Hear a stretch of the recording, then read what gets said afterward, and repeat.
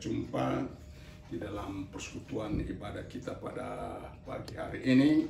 Bapak Ibu Saudara yang kami sangat kasihi dimanapun kita berada, kami mengharapkan saudara dalam keadaan sehat walafiat, saudara dalam keadaan penuh sukacita, penuh kegembiraan, penuh kebahagiaan oleh karena kasih Kristus melimpah dalam hidup kita. Mari kita bangkit berdiri, kita akan berdoa untuk firman Allah pada saat ini. Maha besar Allah Bapa kami yang di surga, Allah yang kami muliakan di dalam Yesus Kristus Tuhan Juru Selamat kami.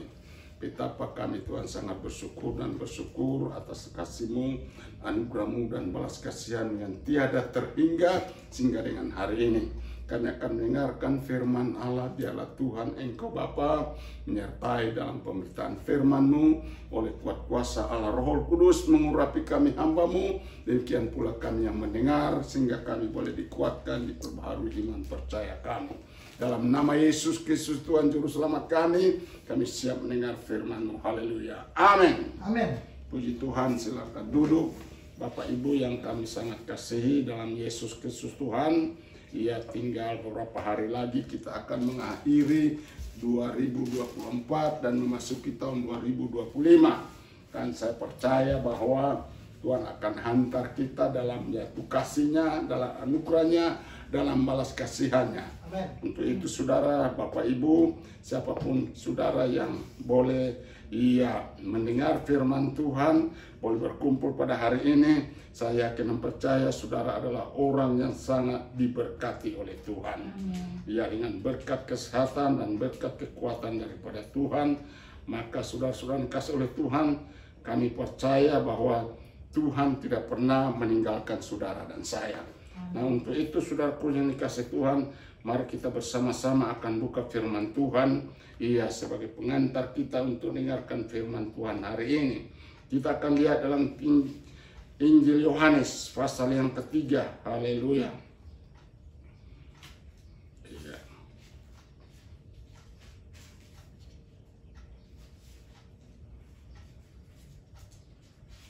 Ayat 15 dan ayat sampai ayat 17. Kita akan baca 3 ayat ini. Kitab Injil Yohanes pasal yang ketiga ayat 15, 16 dan 17. Puji Tuhan. Kita akan baca bersama-sama. Saya akan baca ayat yang pertama, kedua dan ayat ketiga, yaitu ayat yang ke-17. Kita baca bersama. Demikian firman Tuhan. Supaya setiap orang yang percaya kepadanya beroleh hidup yang kekal. Silakan. Karena begitu besar akan dunia ini sehingga Ia telah mengaruniakan anaknya yang tunggal, supaya setiap orang yang percaya kepadanya tidak binasa, melainkan beroleh hidup yang kekal. Ayat 17. Sebab Allah mengutus anaknya ke dalam dunia bukan untuk menghakimi dunia, melainkan untuk menyelamatkannya oleh Dia. Puji Tuhan. Haleluya. Hari ini firman Tuhan boleh ada itu karena Tuhan sangat mengasihi saudara dan saya. Dikatakan ayat 17, sebab Allah mengutus anaknya ke dalam dunia bukan untuk menghakimi dunia, melainkan untuk menyelamatkannya oleh Dia. Jadi saudara-saudara dikasih oleh Tuhan, penghakiman itu belum berlaku. Ya. Tuduh menuduh itu saudara, itu sudah biasa dilakukan oleh manusia. Ya. Penghakiman yang dilakukan oleh manusia, salah menyalahkan satu sama lain, itu sudah biasa oleh manusia. Tapi hari ini Yesus ada kabar baik yang saudara dikasih oleh Tuhan, saudara dengar. Yesus datang ke dalam dunia ini tidak menghakimi saudara. Tapi Yesus datang ke dalam dunia ini untuk mencari supaya saudara bisa diselamatkan.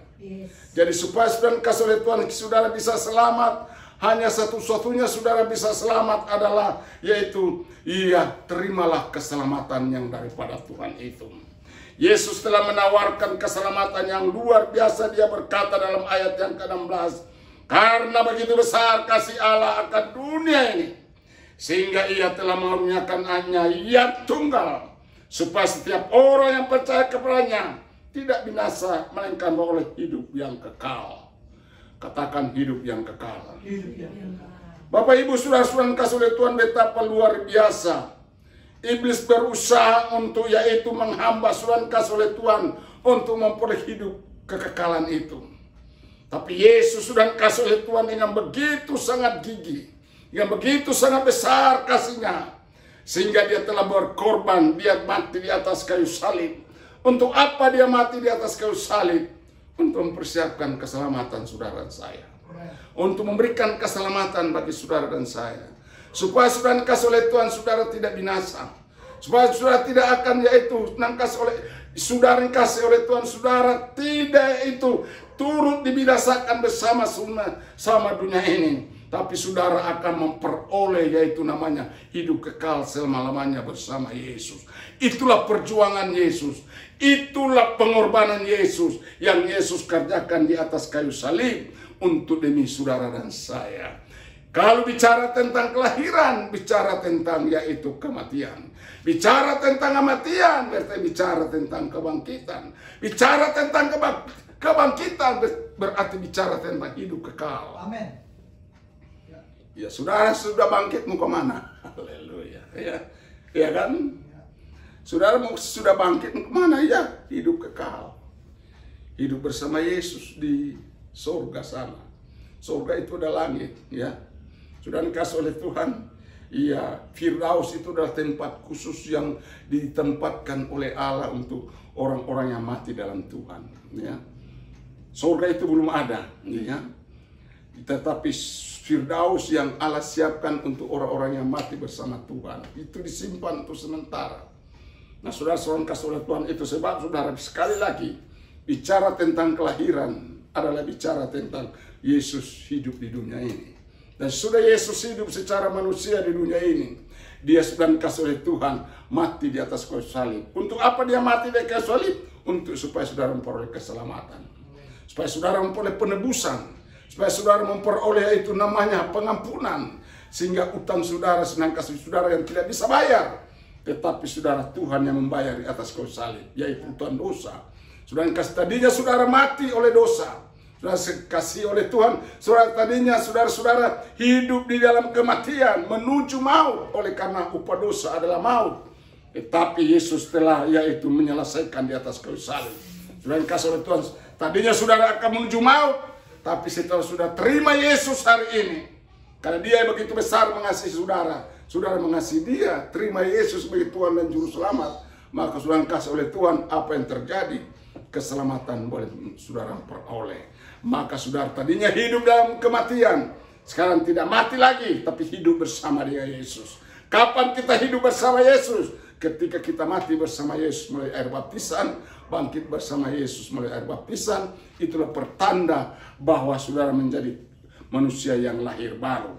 Maka saudara kasih oleh Tuhan, ayat ini ditujukan kepada yaitu Nikodemus, yang dikatakan dalam ayat yang sebelumnya, dan sama si Musa meninggikan ular di padang gurun, demikian juga anak manusia harus ditinggikan.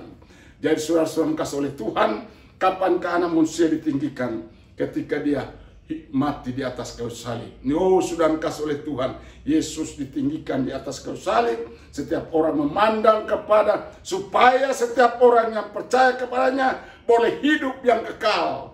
Supaya setiap orang percaya, ya, setiap orang percaya, siapa saja, ya, kolong langit ini yang percaya dan terima Yesus sebagai Tuhan dan Juru Selamat, sudah dikasih oleh Tuhan dan berubah hidup. Hidup yang tadinya hidup dalam dosa, hidup tadinya hidup dalam penuh dengan segala yaitu angkara murka. Tapi sekarang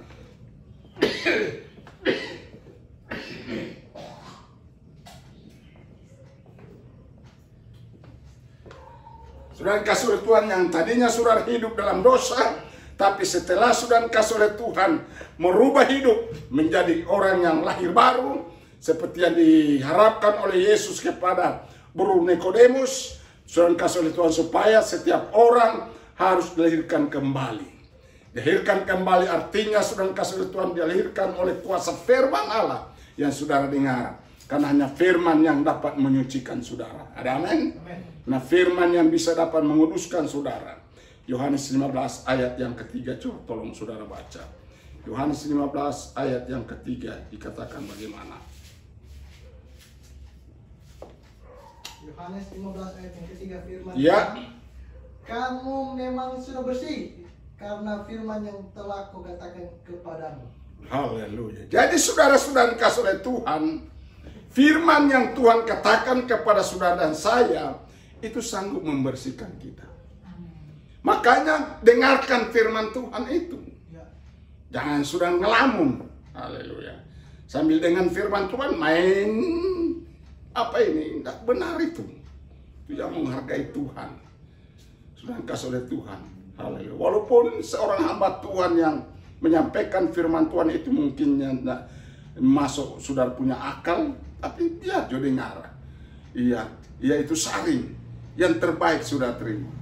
Bapak kalau dengar firman Tuhan orang biar dalam keadaan ya mungkin ia menyampaikan orang lagi mabos toh, mabuk sama bukan tikus, mabuk dengan persoalan.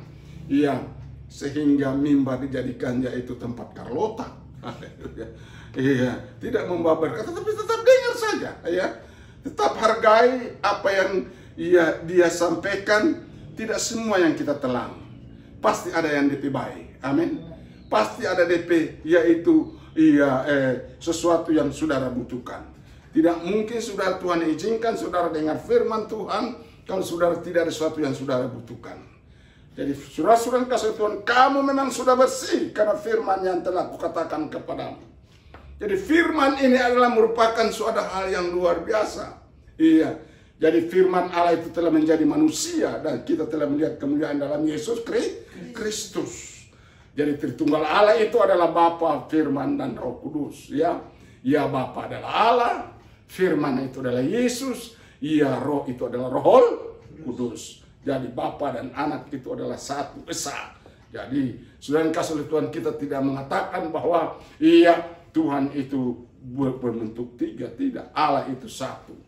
Bagaimana manusia ini punya tubuh, punya roh, punya jiwa. Amin.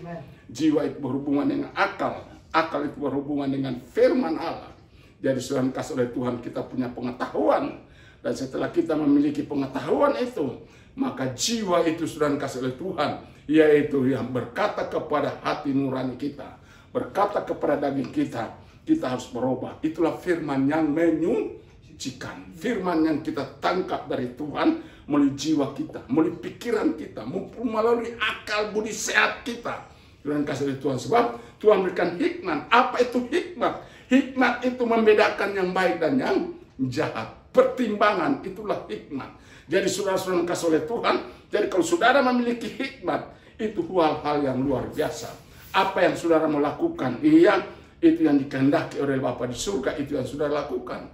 Kalau saudara yang Tuhan tidak kehendaki, jangan saudara lakukan. Maka saudara kasih oleh Tuhan, saudara itulah baru saudara akan memperoleh itu pasal 3 ayat 16 itu, yaitu karena begitu besar kasih Allah sehingga diberikan anak yang tunggal agar supaya barang siapa yang percaya dan menerima dia tidak binasa melainkan beroleh hidup yang kekal. Kenapa? Karena saudara telah menerima firman.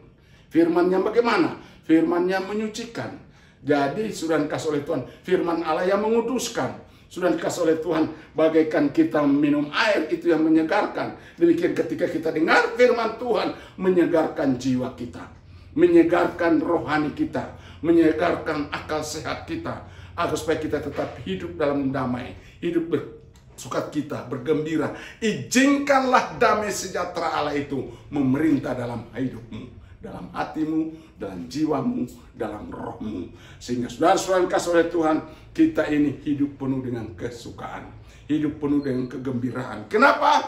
Karena Allah mengasihi saudara. Karena Allah begitu sangat mengasihi saudara, maka saudara kasih oleh Tuhan, sebaliknya saudara harus mengasihi Tuhan.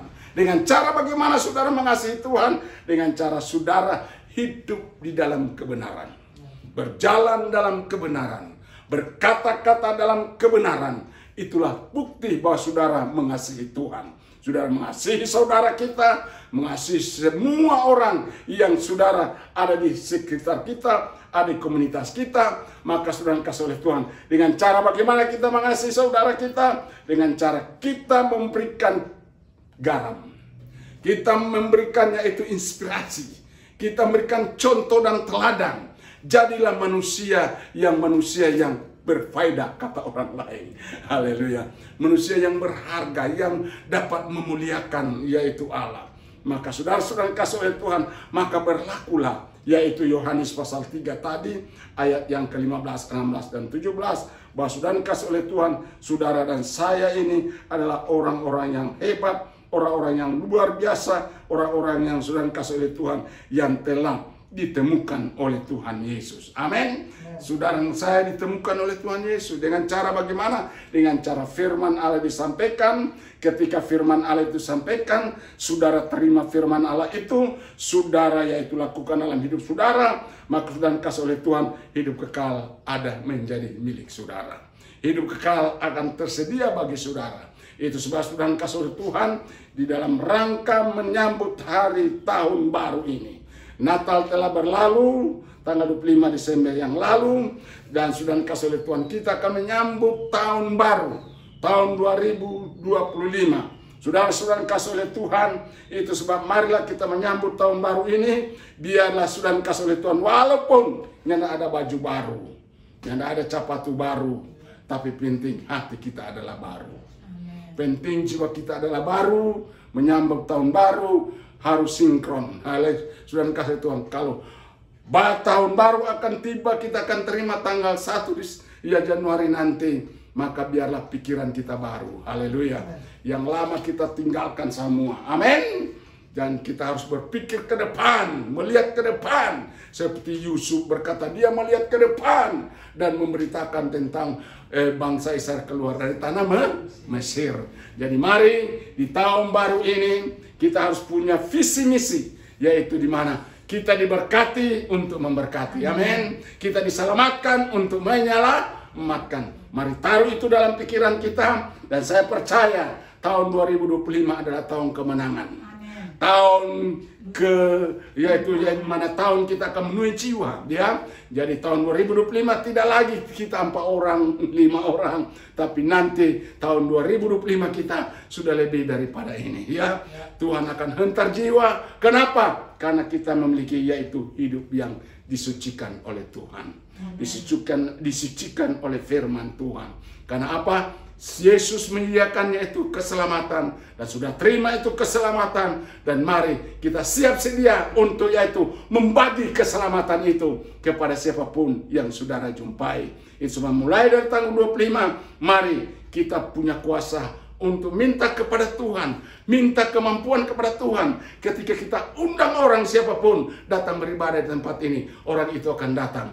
Maka sudah kasih oleh Tuhan, saudara, ketika dia datang, berarti sudah meyakini, aduh Tuhan itu luar biasa. Amin. Tapi kalau kita cuma berdiam, kalau kita cuma yaitu menjaga, malu, itu adalah pekerjaan iblis. Aduh, cuma ibadah rumah, mengundang orang, itu adalah pekerjaan iblis. Tapi sudah dikasih oleh Tuhan, dari tempat inilah kita memperoleh kemurnian yang daripada Tuhan. Amin. Maka sudah dikasih oleh Tuhan, saya yakin dan percaya, sudah dikasih oleh Tuhan. Ayat 17, sebab Allah mengutus anaknya ke dalam dunia bukan untuk menghakimi dunia, melainkan untuk apa? Menyelamatkan oleh Dia. Itu sebab mari kita kerjasama dengan Allah kita yang telah datang ke dunia ini, dan Dia telah kembali ke surga, dan tugas kita ini adalah yaitu menyelamatkan dunia. Tugas kita memberitakan firman. Tugas kita ini meneruskan firman Tuhan yang telah Tuhan sampaikan kepada kita. Kiranya Tuhan memberkati kita semua. Amin. Puji Tuhan. Haleluya. Haleluya.